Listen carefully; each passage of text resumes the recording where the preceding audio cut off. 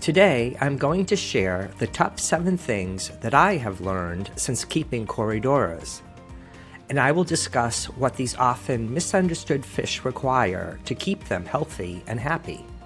Hello everyone, this is Charles from the FishLoft.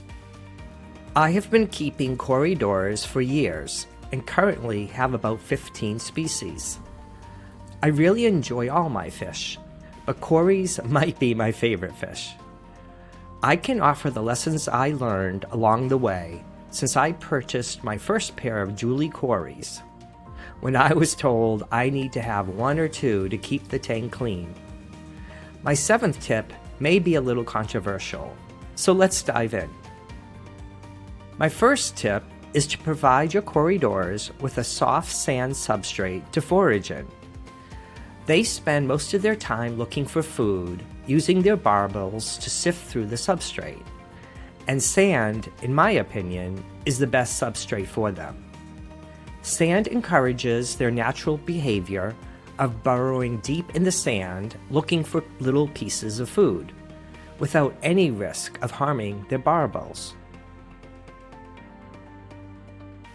The second tip is to provide your Corys with lots of space. They are quite active when looking for food and will search the entire aquarium from end to end. I am surprised at how much ground they can cover. You will want to provide them room to swim around. I keep an open area of sand for them to swim, even in my jungle tank. Since they mainly roam the bottom, the footprint of your tank is much more important than the depth. My third tip. I have learned that when they are not actively foraging, they prefer to retreat to a comfortable, shady hiding space. Corys feel safe when they have something above them, so I provide my Corys lots of hiding spaces, including rocks, driftwood, and plants. Which pairs with my fourth tip, which is to provide them some refuge from the bright overhead lighting. Since they prefer more subdued lighting, they appreciate some floating plants to block some of the direct overhead light. When they feel comfortable in their tank, they are more likely to hang out in the front of the tank. My fifth tip is about feeding. Many people, like me, get their first Cory because they think they will eat all the leftover food at the bottom of the tank, which they do.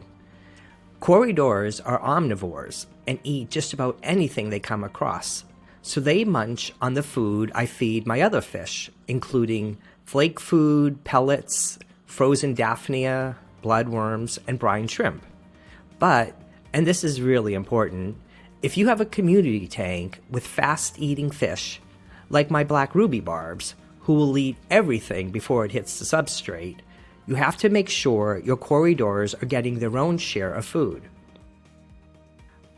I target feed my Corydoras once or twice a week with specialized fast-sinking bottom feeder pellets and algae wafers that most of my fish will ignore.